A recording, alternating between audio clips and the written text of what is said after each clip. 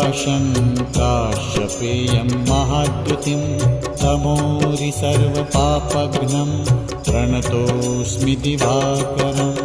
ॐ ह्रां ह्रीं ह्रौं स्वः सूर्याय नमः। ॐ ह्रां ह्रीं ह्रौं स्वः सूर्याय नमः। जपाकुसुमसङ्काशं